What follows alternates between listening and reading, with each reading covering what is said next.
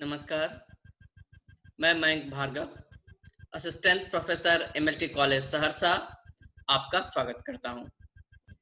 आज हम लोग पृथ्वीराज रासो की प्रामाणिकता एवं अप्रामाणिकता पर विचार करने वाले विद्वानों से परिचित होंगे।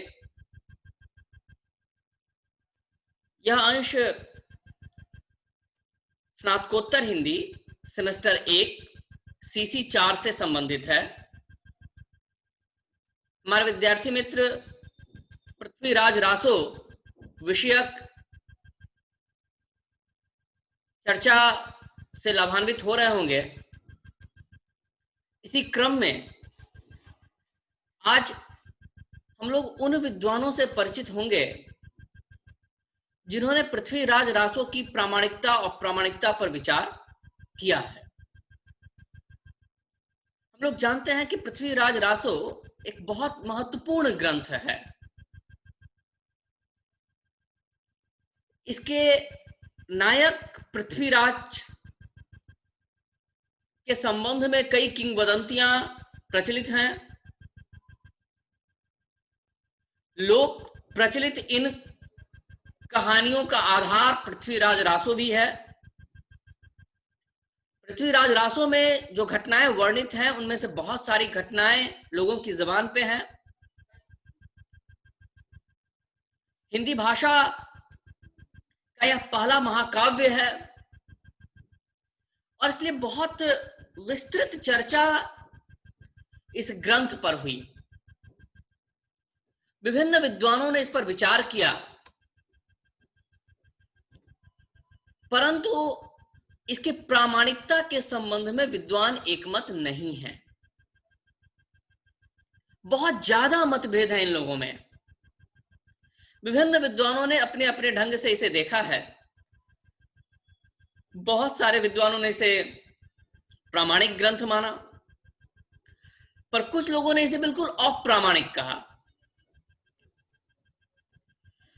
हम लोग जानते हैं कि हिंदी साहित्य का पहला इतिहास लिखा था फ्रेंच विद्वान गारसा द तासी ने, जिनकी किताब का नाम है इस्तवार द ला लिटरेचर एंदुए हिंदुस्तानी।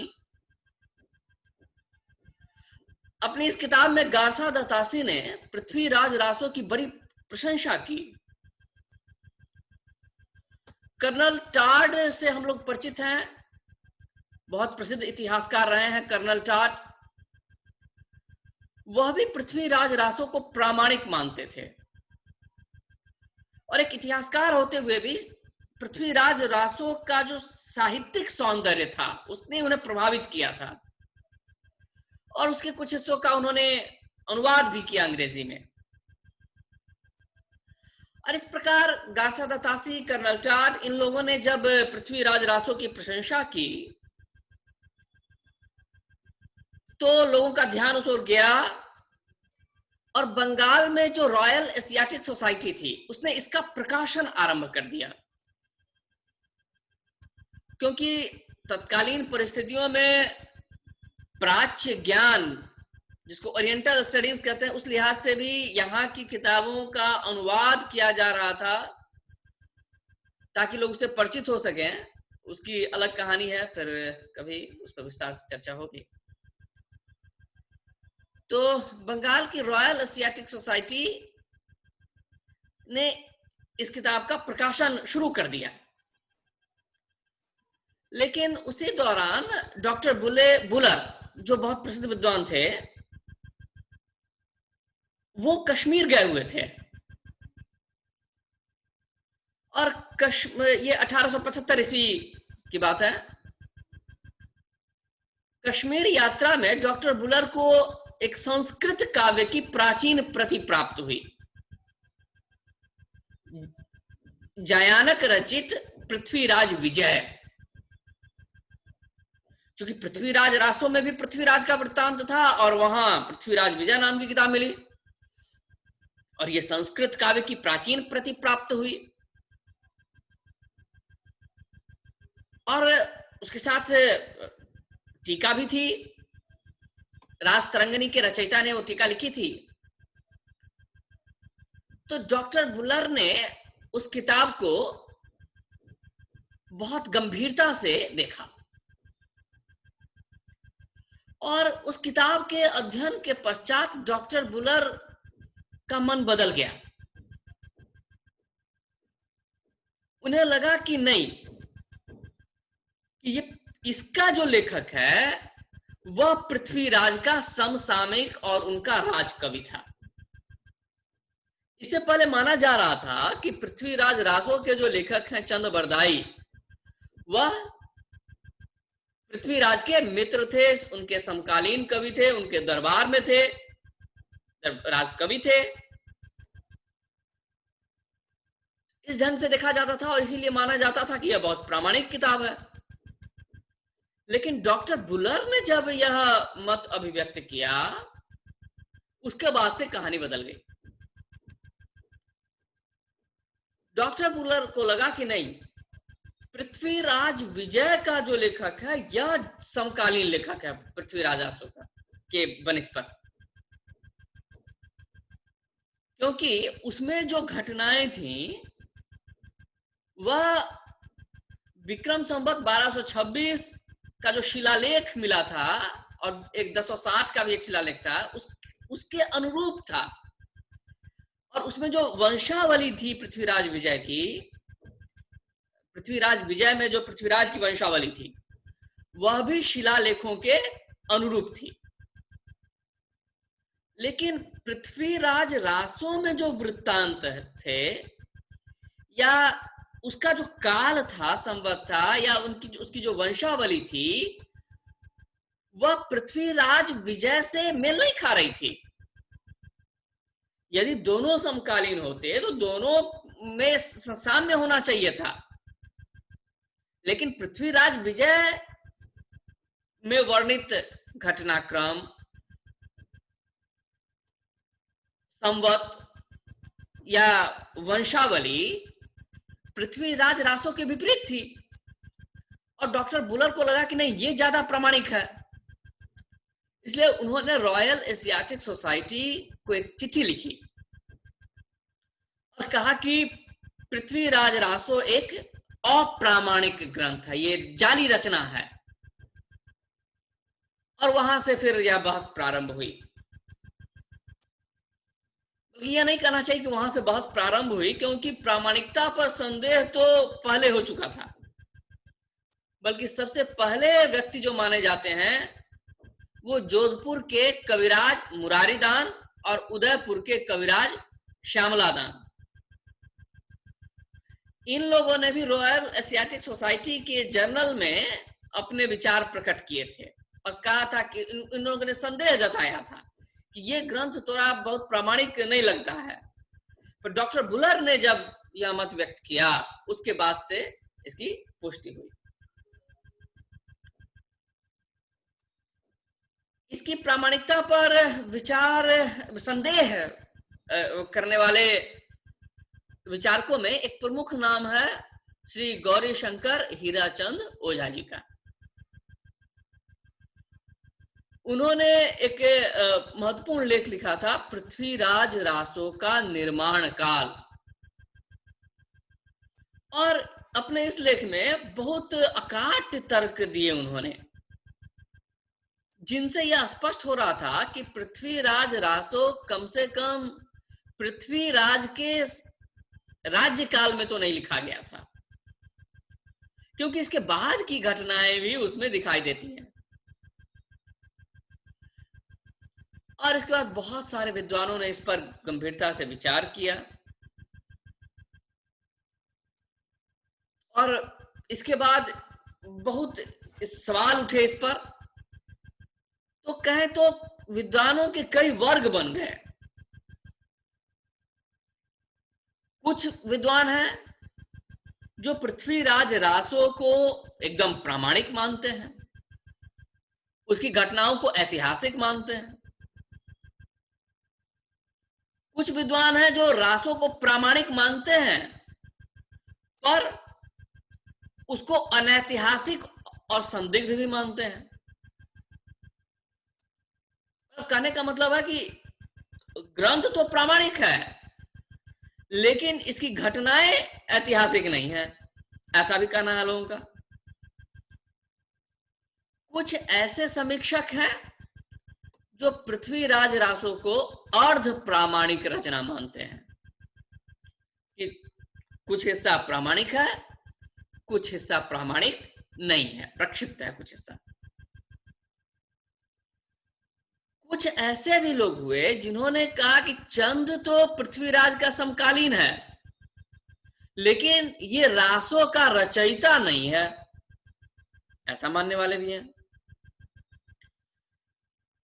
तो कुल मिला के बहुत विवाद छिड़ गया। तो जो लोग, सबसे पहले बात करें कि जिन लोगों ने संदेह व्यक्त किया इस पर, यानी ऐसे समीक्षक जो पृथ्वीराज रासो को बिल्कुल अप्रामाणिक मानते हैं।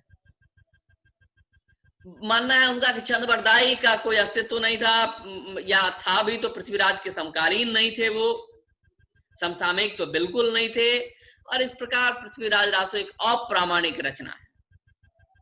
यदि ऐसे विद्वानों का नाम लिया जाए तो दो नाम जो मैंने शुरू में ही कहा कि जो पहली बार संदेह जो व्यक्त किया था, कविराज श्यामलदान और कविराज मुरारीदान।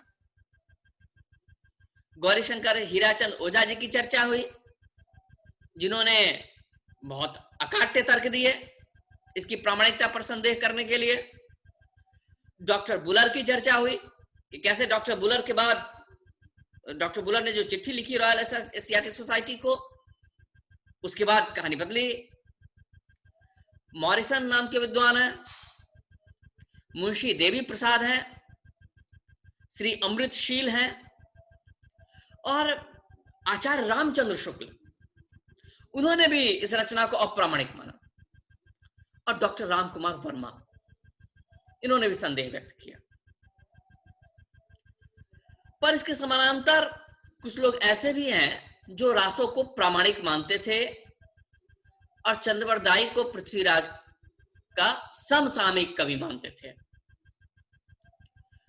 यदि इनमें ऐसे विद्वानों का नाम लिया जाए तो इसमें डॉक्टर श्याम सुंदर दास, मिश्र बंधु, श्री मथुरा प्रसाद दीक्षित, श्री मोहनलाल विष्णुलाल पांड्या, डॉक्टर मोतीलाल मिनारिया जैसे विद्वानों का नाम लिया जाएगा। इन लोगों ने बहुत सारे तर्क रखे।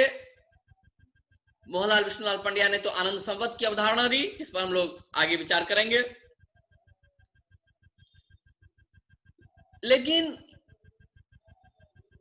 इन लोगों ने इतना स्वीकार किया था कि जो रासो है, जो राजस्व रूप में मिला है, उसमें कुछ अंश प्रक्षिप्त हो सकते हैं। प्रामाणिक मानते हुए भी इन लोगों ने कहा कि इसमें प्रक्षिप्त अंश से इनकार नहीं किया जा सकता। तीसरा वर्ग ऐसे समीक्षकों का है जिन्होंने माना कि चंद्रबरदाई पृथ्वीराज के दरबारी कवि थे, समकालीन थे, और उन्होंने रासो की रचना की थी। लेकिन यह माना इन्होंने कि चंद्रबरदाई समकालीन कवि थे, उन्होंने रासो लिखा, लेकिन कहा कि जिस रासो की रचना चंद्रबरदाई ने की, अब वह अपने मूल रूप में हमें मिलता नहीं है। जो रूप हमें मिलता है वह उसका विकृत रूप है, परिवर्तित रूप है। तो यानी इस प्रकार इन लोगों ने कहा कि यह अर्ध प्रामाणिक है। चंद्रबरदाई थे समकालीन, इन्होंने रचना की रासो की, इतनी चीजें तो ये तो प्रामाणिक है, लेकिन उसका जो रूप है हमारे सामने, वह उसका कुछ हिस्सा अप्रामाणिक है। इस प्रकार इन विद्वानों ने पृथ्वीराज रासो को अर्ध प्रामाणिक माना। अगर ऐसे विद्वानों में नाम लिया जाए तो डॉक्टर सुनीति कुमार चटर्जी, मुनिजिन विजय, श्री अगरचंद नाहटा, डॉक्टर दशरथ शर्मा, मोहन सिंह, और बड़ा नाम डॉक्टर हजारी प्रसाद द्विवेदी। इसके अलावा कुछ लोग ऐसे भी हैं जो चंद्रबरदाई को पृथ्वीराज का समकालीन मानते थे, लेकिन कहते थे कि पृथ्वीराज रासों के रचयिता नहीं है चंद्रबरदाई। उन्होंने कहा कि चंद्रबरदाई ने कुछ अलग अलग पद लिखे, कोई प्रबंध काव्य के रूप में उन्होंने पृथ्वीराज रासो नहीं लिखा, कुछ पद उन्होंने अलग अलग लिख दिए। यानी इन विद्वानों ने चंद्रबरदाई को पृथ्वीराज का समकालीन तो माना, लेकिन पृथ्वीराज रासो जिस रचना से हम लोग परिचित हैं, उस रासो के रचयिता के रूप में चंद्रबरदाई को उन्होंने अस्वीकार किया। बस इतना कहा कि चंद्रबरदाई ने कुछ स्फुट पद लिखे थे। जैसे नरोत्तम स्वामी का भी मत यही था। जैन ग्रंथ माला के आधार पर वहां जो चंद्रबरदाई के कुछ पद मिले, उसको उन्होंने कहा कि ये जो स्फुट रचनाएं हैं यही चंद्रबरदाई की रचना है, कोई रासो नाम से अलग उन्होंने नहीं लिखा। इस प्रकार पृथ्वीराज रासो की प्रामाणिकता पर बहुत सा प्रामाणिकता कहें, अप्रामाणिकता कहें, अर्ध प्रामाणिकता कहें, इस पर बहुत सारे विद्वानों ने विचार किया है।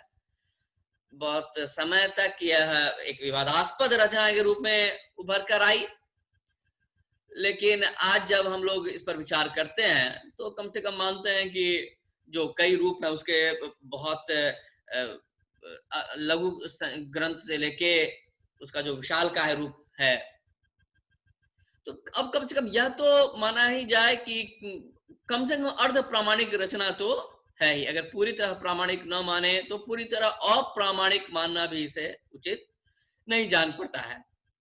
और कम से कम जो डॉक्टर माता प्रसाद गुप्त वाला संस्करण है और नावर जी और हजारी प्रसाद द्विवेदी वाला जो संस्करण है, यह ज्यादा सत्य के करीब नजर आता है, और इसी आधार पर आज हम जैसे विद्यार्थी उसका अध्ययन करते हैं।